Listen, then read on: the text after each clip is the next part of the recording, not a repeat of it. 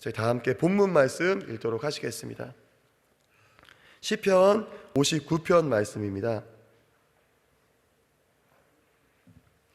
시편 59편 말씀입니다. 제가 가진 성경으로 구약 성경 842페이지에 있습니다. 시편 59편 말씀입니다. 저희 다 함께 합독하시도록 하겠습니다.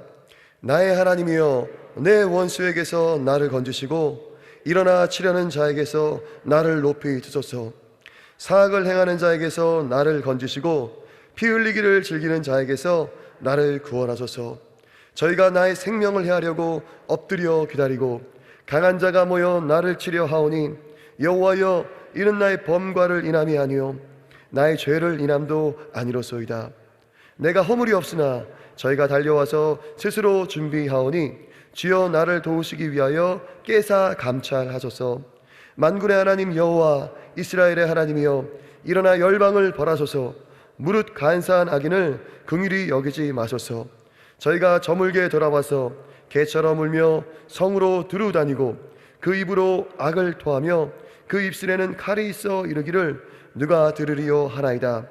여호와여, 주께서 저희를 웃으시리니 모든 열방을 비웃으시리이다. 하나님은 나의 산성이시니 저희 힘을 인하여 내가 주를 바라리이다. 나의 하나님이 그 인자하심으로 나를 영접하시며 내 원수의 보응받는 것을 나로 목독해 하시리이다. 저희를 죽이지 마옵소서. 나의 백성이 잊을까 하나이다. 우리 방패 되신 주여, 주의 능력으로 저희를 흩으시고 낮추소서. 저희 입술의 말은 곧 그의 입의 죄라. 저희의 저주와 거짓말을 인하여 저희로 그 교만한 중에서 사로잡히게 하소서. 진노하심으로 소멸하시되 없기까지 소멸하사 하나님이 야곱 중에 다스리심을 땅끝까지 알게 하소서. 저희로 저물게 돌아와서 개처럼 울며 성으로 두루 다니게 하소서. 저희는 식물을 위하여 유리하다가 배부름을 얻지 못하면 밤을 새우려니와 나는 주의 힘을 노래하며 아침에 주의 인자하심을 높이 부르오리니 주는 나의 산성이시며 나의 환난 날에 피난처시니이다. 나의 힘이시여, 내가 주께 찬송하오리니 하나님은 나의 산성이시며 나를 긍휼히 여기시는 하나님이시니이다. 아멘. 아멘. 저희 효화행복 교재 보시도록 하겠습니다. 9월 28일 수요일, 시편 59편 주께서 나의 원수를 비웃으시리이다 입니다. 저 요절 말씀과 본문 말씀을 이어서 쭉 함께 읽도록 하시겠습니다. 여호와여, 주께서 저희를 웃으시리니 모든 열방을 비웃으시리이다. 아멘. 다윗은 사울을 위해 목숨 바쳐 싸웠다. 그러나 다윗이 국민에게 점점 인기를 얻자 사울은 다윗을 극도로 시기한다. 그래서 사울은 하나님의 기름 부음을 받은 왕이었음에도 서슴없이 사악한 일을 꾸며내고 피 흘리기를 좋아한다. 다윗이 자기의 사위임에도 그를 자신의 왕권을 위협하는 반역자로 매도하고 그를 죽이려고 그의 집으로 암살자들을 보낸다. 억울한 일을 겪거나 배신당했을 때 사람들은 화병에 걸리거나 복수를 생각한다. 그런데 다윗은 죽음의 위기 앞에서 하나님께 원수로부터 자신을 구해달라고 급히 기도한다. 신앙인이라면 누구나 여기까지는 할 수 있다. 다윗의 신앙의 위대한 점은 그 다음에 나타난다. 기도하던 다윗은 급박한 위기 상황에서도 하나님께서 자신을 해치는 모든 원수를 비웃으실 것이라고 확신한다. 쫓기는 형편임에도 불구하고 하나님께서 자기 눈앞에서 원수들이 망하는 것을 보게 해주실 것이라고 믿는다. 하나님이 비웃으시면 그 인생은 더 이상 미래가 없다. 하나님이 비웃으시면 인간의 계략과 실수와 음모는 아무 소용이 없다. 하나님의 모략은 원수의 계략을 파하신다. 다윗이 기도하자 하나님의 응답 방법은 역설적으로 자신을 죽이려 한 원수 사울의 딸 미갈이었다. 하나님은 우리를 도우실 때 대적의 혈육까지도 사용하시는 전능의 하나님이시다. 미갈은 창문으로 다윗을 달아내리고 사울의 사자들에게 다윗이 병들었다고 말하므로 다윗이 멀리 도망칠 수 있게 한다. 원수에게 고통받는가 하나님께 맡기자. 여호와여, 주께서 저희를 비웃으시리이다. 아멘. 예, 오늘 그 시편 59편 말씀 이렇게 묵상을 하면은 그 특정한 상황 가운데 쓰여진 시편이라는 것을 알 수가 있습니다. 그 사울 왕이 이제 평생 싸웠었던 그 대적이 그 블레셋이라고 하는 적이죠. 예, 사울 왕뿐만 아니라 다윗도 이 블레셋과 싸웠었습니다. 우리나라를 죄송합니다. 우리나라를 영어로 하면은 코리아라고 하잖아요. 그죠? 그리고 이제 땅을 이제 한반도 땅이라고 하는데, 그 이스라엘 땅을 영어로 뭐라고 하시는지 아시죠? 예, 팔레스타인이라고 합니다. 근데 이제 이 팔레스타인이 어떤 말에서 이제 유래되는지 아시나요? 예, 우리나라 이제 코리아라고 할 때 이제 고려, 예, 고려라고 하는 나라에서 이제 그 영문이 유래가 됐는데, 이스라엘 땅을 이제 팔레스타인이라고 할 때 블레셋에서 유래를 했습니다. 예, 블레셋이란 나라 이름에서 원래 그 블레셋을 영어로 하면은 예, 팔레스타인이죠. 그래가지고 그 땅에 정말로 애굽에서 탈출하여서 가나안 땅에 입성한 다음에 그 땅을 정복하기까지 마지막까지 싸웠던 적이 바로 블레셋입니다. 그리고 또 저희가 잘 아시다시피 사울 왕이 나중에는 이제 블레셋과 싸우다가 결국 죽음을 당하게 됩니다. 예. 그 이스라엘 사람들이 변번한 무기가 없었을 때 이미 블레셋 사람들은 철제 무기를 갖고 이스라엘을 위협을 합니다. 근데 제가 이제 오늘 말씀을 본격적으로 이제 묵상하기 전에 잠깐 나누고 싶은 그 포인트가 있습니다. 저희가 이제 사울 왕과 다윗 왕의 이야기를 이렇게 쭉 읽으면서 하나님께서 사울을 버리셔가지고 그가 왕이 되지 못하게 하시고 더 이상 귀신 들려서 고통받게 하신 건 너무 심하신 게 아닌가, 그런 궁금증 가져보셨던 적 혹시 있으신가요?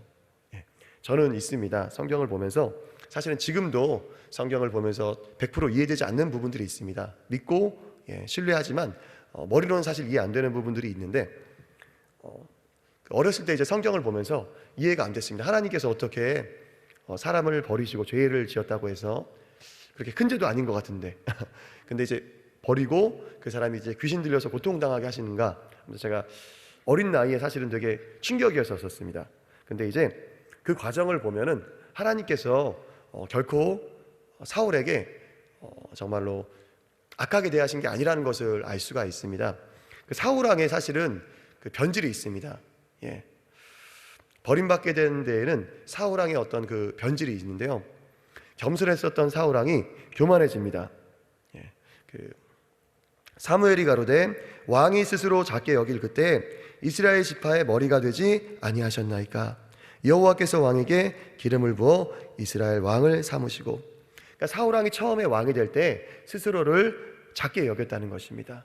근데 이제 사사기에 보면은 정말 소돔과 고모라를 방불케 하는, 소돔과 고모라를 연상시키는 그 죄악이 등장을 하죠.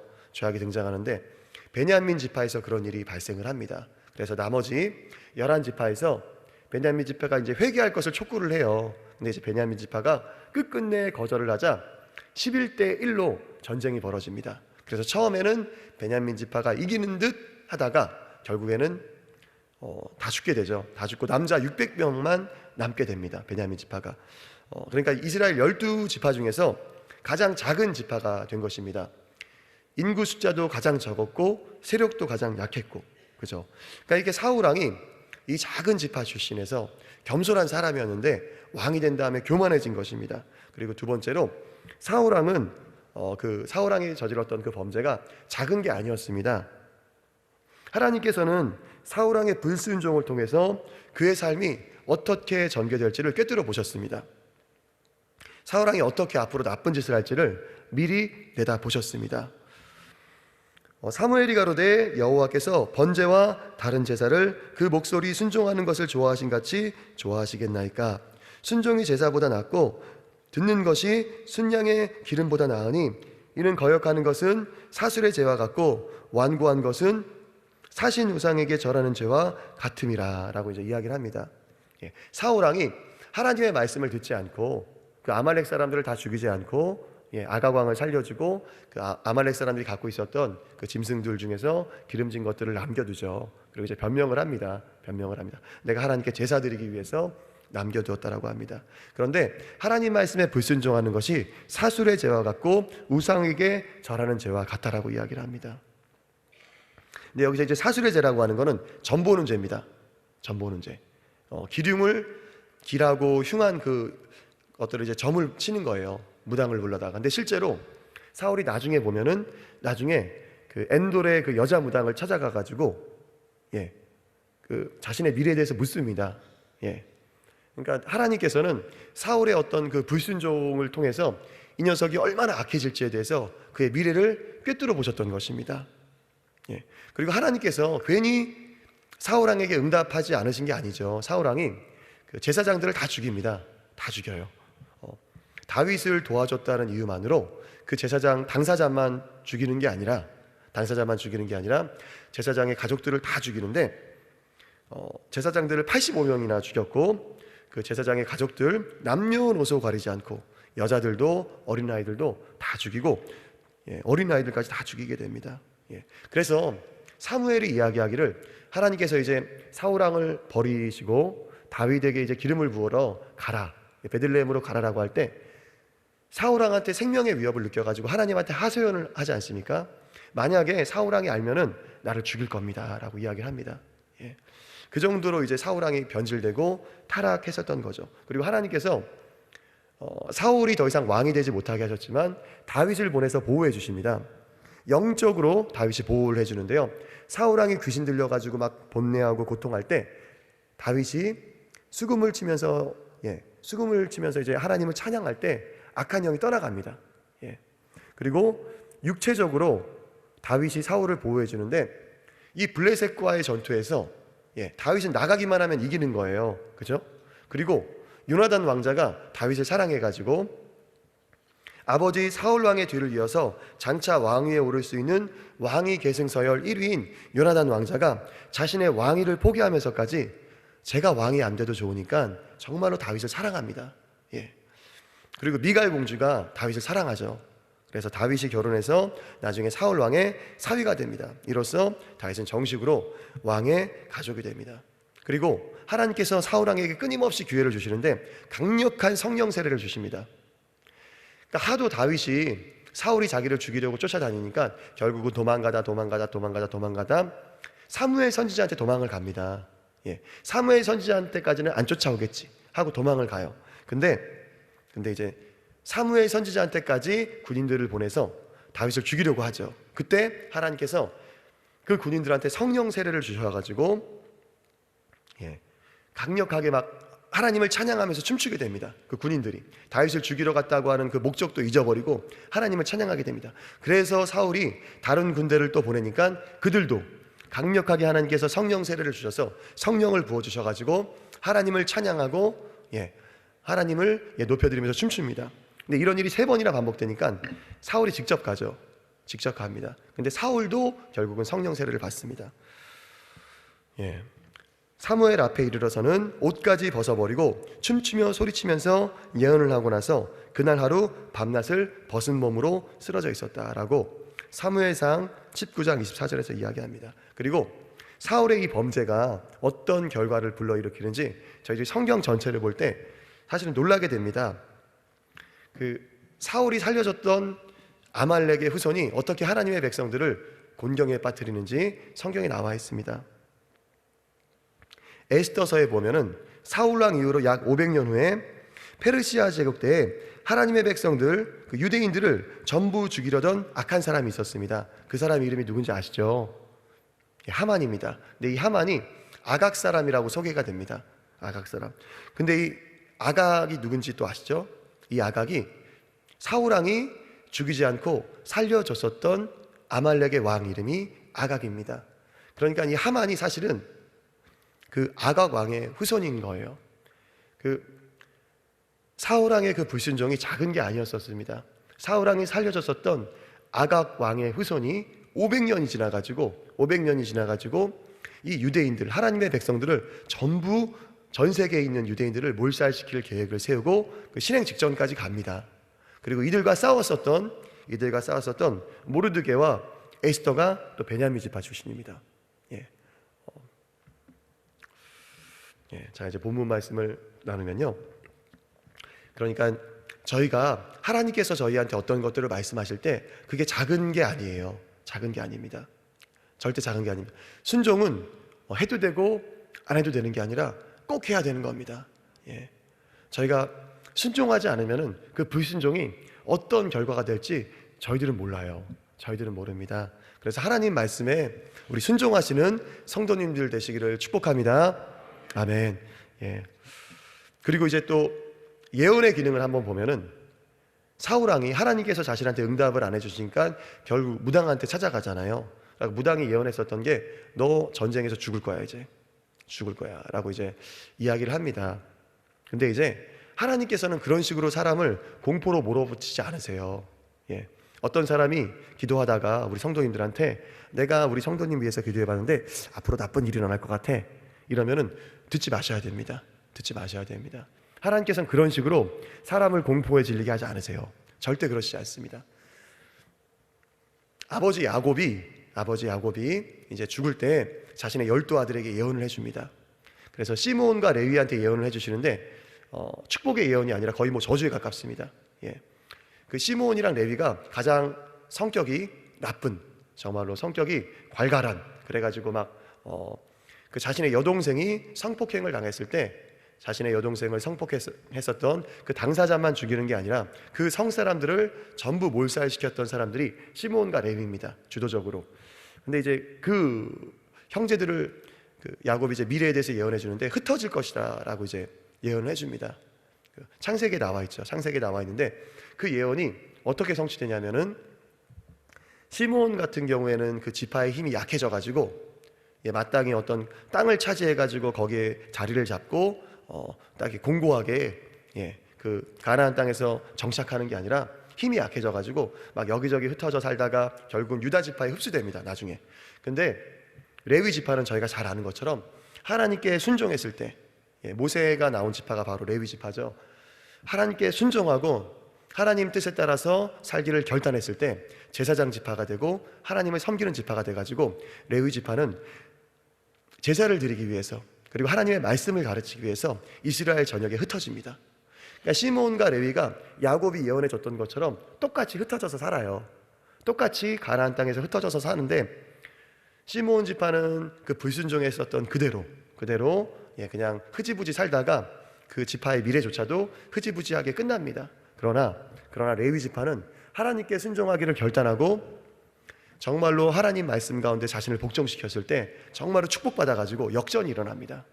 그래서 진짜로 흩어져 살긴 사는데 제사장 지파가 돼가지고 축복받으면서 살죠. 그러니까 하나님께서 너희를 향한 나의 생각은 내가 하나니 너희 장래에 소망을 주려 하는 생각이다, 재앙이 아니라 평안이다라고 말씀하십니다. 누가 여러분들한테 뭐 기도 많이 하시는 분이라 할지라도 조심해야 돼, 오늘 뭐 이렇게 교통사고가 날 것 같아, 뭐 이런 얘기하면서 쓸데없는 얘기하면은 나사를 예수 이름으로 떠날지어다, 그렇게 하셔야 돼요, 진짜. 어떤 기도로서, 불길한 미래로서, 피할 수 없는 어떤 불행으로서 우리를 속박하는 것은 하나님의 뜻이 아닙니다. 나라가 망하기까지 예레미야를 통해서 우리에게 하셨던 하나님의 말씀은 너희를 향한 생각은 내가 안다, 하나님께서 말씀하시는 거예요. 답답하셔가지고 말씀하시는 겁니다. 너희를 향한 생각을 내가 아는데 너희 장래에 소망을 주려는 거야, 너희 미래에 정말로 너희를 행복하게 하려는 거야 라고 말씀하십니다. 우리 성도님들을 향한 하나님의 계획과 하나님의 사랑이 좋은 것임을 믿으시기를 축복합니다. 아멘. 오늘 본문을 잠깐 나누려고 하는데요, 다윗이 이제 오늘 본문에 보니까 하나님을 만군의 하나님 여호와라고 칭합니다. 만군의 하나님 여호와. 이 호칭은 전쟁에 능하신 강한 용사란 뜻입니다. 천상의 군대를 지휘하시는 하나님이란 뜻입니다. 자신을 죽이려고 하는 그 위협적인 사울 왕의 군대들이 있지만 이들과는 비교할 수 없는 강력한 천상의 군대를 지휘하신 하나님께서 내 편이다라고 고백을 합니다. 믿음으로 고백을 합니다. 그리고 자기를 죽이려고 하는 저 원수들, 저 적들은 만약 이제 개한테 비유를 하죠. 동물 개에 비유를 하는데, 저희한테도 사실 누군가를 개에 빗대어서 욕하면 그거는 참 모욕적인 말이죠. 근데 그 당시에는 개가 유대인들한테는 반려동물이 아니었습니다. 뭐 애완동물로 기른다거나 가정에서 기르는 동물이 아니라 야생에서 사람들이 부정하게 여기는 그런 짐승이었었습니다. 그래서 밤에 개들이 막 야생화된 그 들개들이 무리를 지어 돌아다니면서 사람들이 버린 쓰레기를 뒤지고 막 시체를 먹고, 동물의 시체, 사람의 시체를 먹는 게 그 개의 모습이었습니다. 그러니까 자신을 치려고 하는 저 원수들이 개와 같다라고 다윗이 이야기를 합니다. 그러면서 그들은 개처럼 울며 성으로 두루 다닌다라고 이야기합니다. 그리고 그들이 애처로운 배고픈 상태로 밤을 지새우게 될 것이라고 이야기를 합니다. 믿음으로 선포를 하죠. 그들은 개처럼 울면서 그 입에서 막 악을 토하고 그 입술에는 칼이 있지만, 다윗은 마지막 절에 보니까 나는 하나님을 찬양하겠다라고 이야기합니다. 나는 하나님을 찬양하겠다. 여러분, 하나님의 찬양이 능력이 있습니다. 능력이 있습니다. 우리 성도님들이 개인 신앙생활에서 찬양으로 승리하시면은 영적인 분위기가 바뀝니다. 정말로 영적인 분위기가 바뀝니다. 찬양하는 가운데 귀신이 떠나가고 아픈 몸이 낫습니다. 정말로 우울한 것들이 떠나가고 두려움들이 떠나갑니다. 정말로 찬양을 통하여서 영적인 승리를 경험하시는 우리 성도님들 되시기를 축복합니다. 제가 마지막으로 짧게 말씀드리면요, 하나님께서 마지막 때에 예배 처소를 다시 세우겠다고 하십니다. 근데 그 예배 처소가 솔로몬 성전도 아니고 헤롯 성전도 아니고 다윗의 장막입니다. 왜냐하면 다윗의 장막에는 찬양이 있었기 때문입니다. 이후에 내가 돌아와서 다윗의 무너진 장막을 다시 지으며 또 그 허물어진 것을 다시 지어 일으키리니 나는 다윗의 장막에서 드리던 그 예배가 그립다. 내 마음에 합한 그 뜨거운 찬양이 그립다라고 말씀을 하십니다. 다윗이 역대상에 보니까 어떤 찬양을 했는지 나옵니다. 다윗이 군대 장관들로 더불어 아삭과 헤만과 여두둔의 자손 중에서 구별하여 섬기게 하되 수금과 비파와 재금을 잡아 신령한 노래를 하게 하였으니, 나중에 다윗이 죽은 다음에 솔로몬이 성전을 세우잖아요. 근데 여기는 아삭과 헤만과 여두둔이 하나님을 찬양할 때 솔로몬 성전에 하나님의 영광이 임합니다. 하나님의 영광이 임합니다. 그리고 신령한 노래를 불렀다라고 하는데, 저희가 이제 잘 아는 말씀, 하나님은 영이시니 예배하는 자가 신령과 진정으로 예배할지니라. 성령으로 충만한 찬양을 부를 때 그 전 가운데 하나님의 성령이 임합니다. 그래서 저희들이 아픈 몸이 낫기도 하고요. 지금도 그런 일이 있습니다. 지금도 그런 일이 있어요. 제가 간증들을 쭉 보면 정말 놀라운 일들이 많습니다. 뜨겁게 찬양을 하고 어떤 단순하게 막 젊은 사람들의 어떤 열정적으로 찬양하는 그게 아니라 하나님께 저희들의 마음을 고정하고 믿음으로 찬양하는 가운데 병들이 낫고 우울함이 떠나가고 귀신이 떠나갑니다. 정말 그런 승리를 경험하는 우리 성도님 되시기를 축복합니다.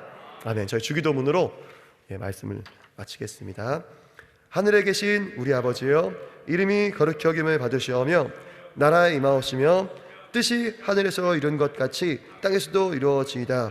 오늘날 우리에게 일용할 양식을 주옵시고 우리가 우리에게 죄진 자를 사하여 준 것 같이 우리의 죄를 사하여 주옵시고 우리를 시험에 들게 하지 마옵시고 다만 악에서 구하옵소서.